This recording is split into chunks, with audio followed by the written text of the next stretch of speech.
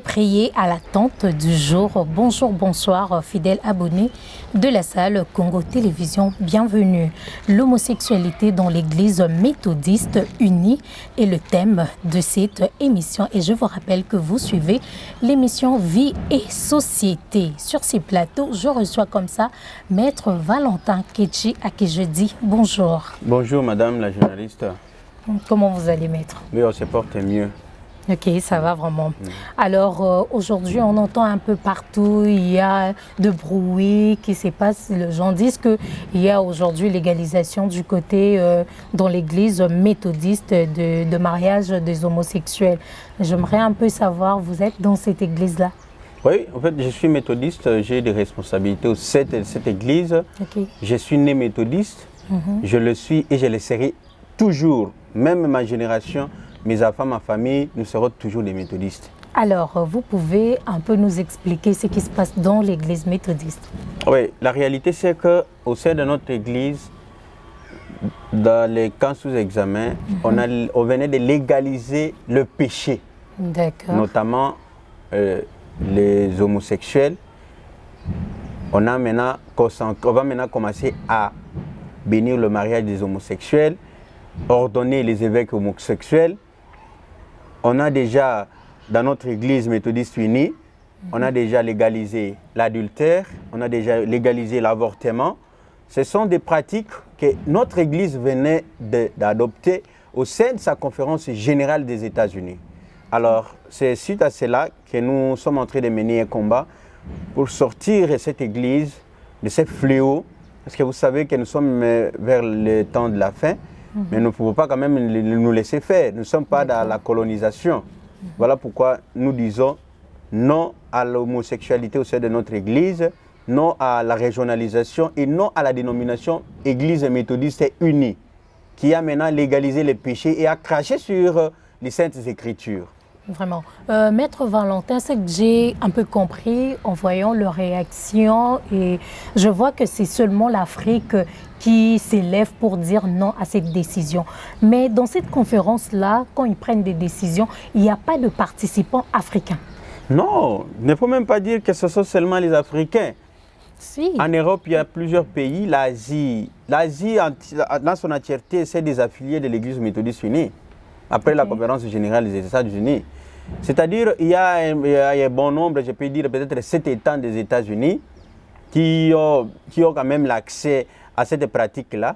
Et maintenant, ils veulent influencer maintenant l'Afrique parce que ça va s'éparpiller partout dans le monde entier. Okay. Et ils ont beaucoup d'argent, il faut bien signaler cela.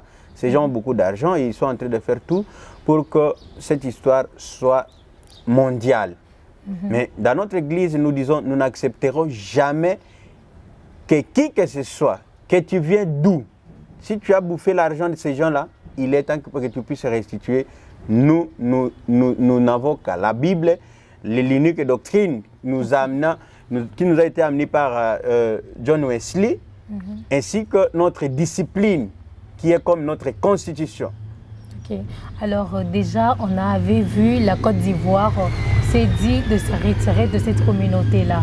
Et quand vous décidez de vous retirer de cette communauté-là, vous deviendrez, comment je peux dire, l'église de réveil ou comment? Parce que vous n'appartenez plus. Non, nous ne serons jamais une église de réveil. Nous resterons toujours église méthodiste unie. Et il fallait préciser un aspect des choses. Nous sommes ici dans une plateforme appelée ECC, Église du Christ au Congo. Oui. Et nous sommes la 28e communauté méthodiste unie. Alors, dans notre pays RDC, nous avons 4 régions épiscopales qui constituent notre conférence centrale. Et nous avons aussi d'autres pays qui sont attachés à l'une de nos régions. Par exemple, nous avons le Congo-Brazza, est attaché à l'une de nos régions, la région épiscopale du Congo central.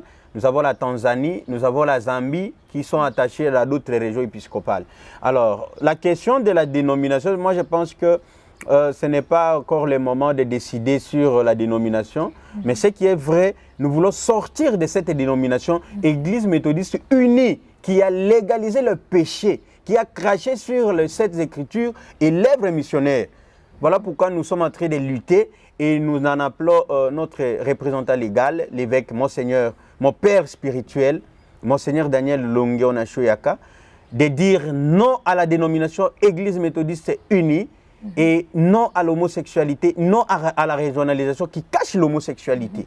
D'accord, en parlant d'ailleurs de l'évêque Daniel, où comment je voulais dire, où êtes-vous maintenant dans le domaine, dans les démarches juridiques? Oui, il y a d'abord un problème. Après la conférence générale des États-Unis qui s'est tenue à Charlotte, il fallait procéder par les conférences annuelles. Comme dans notre région épiscopale du Congo central, nous avons trois conférences annuelles. Nous avons la conférence annuelle de Kinshasa Ouest qui venait de se tenir. Donc il y a eu un peu de manipulation par rapport à cette question-là de la régionalisation. Parce qu'on voulait faire croire aux gens que le fait pour nous de refuser l'homosexualité, c'est le fait pour nous d'accepter la régionalisation. Or, la régionalisation cache l'homosexualité. C'est une pétition qui a été amenée par les homosexuels, dont il y avait plusieurs dispositions qui ont été adoptées à 90% par les participants, qui sont les homosexuels, soutenus par les lobbying des homosexuels. Donc, ils ont voulu venir nous faire imposer cela. Et c'est comme ça que nous nous sommes levés comme chrétiens indignés, parce que nous avons déjà notre association qui s'intitule les chrétiens indignés. Cette association comprend les affaires des pasteurs, les laïcs, les chrétiens, les fidèles, les papas, mamans, jeunes, tous réunis autour comme un seul homme pour barrer la route à la légalisation des péchés. Déjà au départ, nous péchons chaque jour contre nous-mêmes, contre la nature et contre Dieu. Et quand nous voyons encore vous nous amener à la légalisation de ces mêmes péchés, ça c'est trop grave. Et Dieu, sa colère pouvait peut-être venir à tout moment. C'est comme ça que nous avons toujours dit, nous ne voulons plus faire partie de ces gens-là, des homosexuels des États-Unis, qui nous ont toujours et alors manipulés avec leur argent sale pour que nous puissions introduire certaines pratiques antichrist. C'est un peu ça vraiment concernant notre démarche. Et nous avons déjà organisé une marche. Nous avons fait un mémo, nous avons adressé au ministre de la Justice, nous avons adressé au représentant de l'ECC qui est le révérend Bukondoa. Nous avons également adressé à notre représentant légal, Monseigneur Daniel Longue Onashoyaka, que nous demandons avec trop de respect de se ressaisir et revenir à la raison. Pour le moment, tous les chrétiens méthodistes, nous ne voulons plus faire partie de la dénomination Église méthodiste unie. Nous avons besoin aujourd'hui que nous ayons une autre dénomination et de ne plus faire partie de cette conférence générale des homosexuels qui aujourd'hui ont craché, ont déchiré même la Bible pour dire que non, c'est maintenant nous allons commencer à suivre la discipline, leurs pétitions et consorts. Ça, nous ne laisserons pas passer et ça ne passera pas. Ok. Alors, l'association de chrétiens indignés, qu'est-ce que vous pensez à faire encore plus pour vraiment éradiquer cette décision, à part cette pétition-là? Bon, au fait, nous avons déjà introduit, nous attendons que le ministre puisse nous recevoir et nous avons demandé qu'il y ait l'implication personnelle du président de la République, le ministre de la Justice et le représentant de l'ECC. Alors, nous attendons que nous soyons reçus. Nous n'allons pas nous relancer à cette démarche. C'est jusqu'à ce que nous allons obtenir gain de cause que nous allons cesser de protester. Et d'ici là, il y a des actions. Quand même, il y a déjà l'évêque nous a déjà amenés à justice. Et nous disons que peut-être c'est un non-événement, au fait. C'est un non-événement. Pourquoi? Parce que nous sommes avocats. Au-delà que nous soyons avocats, nous savons notre élite, notre combat que nous sommes en train de mener. Je ne crois pas que nous pouvons nous laisser baigner dans des histoires qui pouvaient peut-être avoir des répercussions dans les jours à venir. Alors, tout ce que nous le faisons avec trop d'attention et nous avons tout un bureau d'études. Avant de poser un acte, nous observons et nous analysons déjà les conséquences qui pouvaient surgir dans les jours à venir. Okay. C'est un peu ça. Ok, maître, vous vous sentez indigné, mais parmi vous, dans l'Église, il y a des personnes qui sont vraiment pour cette décision. Et vous ne pensez pas que vous mettez aussi mal à l'aise ces personnes-là, parce que ces personnes-là se sentent à l'aise dans cette décision, ils se disent qu'ils sont aujourd'hui acceptés dans la société, dans l'Église, et vous levez pour dire non à ça? Non, je vous avais parlé qu'il y a un problème de manipulation. Ok. Ces gens, au-delà qu'ils aient beaucoup d'argent, ils ont des stratégies qu'ils sont en train d'utiliser pour faire passer cette histoire en force de la chose jugée. Ok. Et nous n'accepterons pas cela. C'est comme ça que, au-delà de toutes les actions que nous sommes en train de mener, nous avons d'autres stratégies mises en place. Manipuler les jeunes, certains jeunes bien sûr, il y en a certaines personnes qui sont derrière la décision de Monseigneur, comme pour dire que nous acceptons la régionalisation, nous refusons l'homosexualité et nous voulons l'Église méthodiste, demeurer toujours dans l'Église méthodiste unie. Madame, il y a une réalité. Okay. Comment on peut accepter de vivre dans la régionalisation et refuser l'homosexualité? Or, ce sont les homosexuels qui nous ont amenés dans la régionalisation. La régionalisation voudrait dire vivre dans la diversité. Je voudrais apporter une précision. Notre Église méthodiste unie a été déjà décentralisée dans les églises locales. Okay. Les églises locales sont prises en charge à 99% par les fidèles des églises. Les pasteurs sont payés par les laïcs, les fidèles que nous sommes, leurs loyers, leur salaire, c'est toujours nous, les chrétiens. Moi, je ne vois pas pourquoi nous allons toujours nous éternaliser avec les pécheurs, ceux qui ont trouvé utile de déchirer la Bible et s'atteler sur la discipline. Moi, je ne pense pas que nous allons mener un bon combat. Et même Dieu ne sera pas à notre côté. C'est de cette façon que nous sommes en train de faire voir aux gens qu'ils ont encore des imbroglios dans leur tête concernant la régionalisation. La régionalisation n'est autre que l'homosexualité. C'est les homosexuels qui ont amené la régionalisation. Ils ont amené une pétition qui ont craché sur l'œuvre missionnaire. Et c'est très grave. Aujourd'hui, nous avons un problème théologique par rapport à la régionalisation. Parce qu'on ne peut pas comprendre quelque chose qui vient contredire même la Bible et les Saintes Écritures. Et puis les gens, okay. Pour Monseigneur, il voudra que nous puissions cohabiter, vivre dans la diversité. C'est-à-dire, nous allons accepter de cohabiter avec ces gens, mais nous n'allons pas pratiquer l'homosexualité. Okay. Pour des raisons que la Constitution, notre loi n'a pas encore autorisé l'homosexualité et il n'y a aucune loi qui protège ces pratiques-là. Mais déjà, l'adultère, vous connaissez, l'adultère c'est une infraction. Oui. L'avortement c'est une infraction. Je ne vois pas comment un homosexuel ne peut pas quitter parce que nous sommes une église méthodiste unie.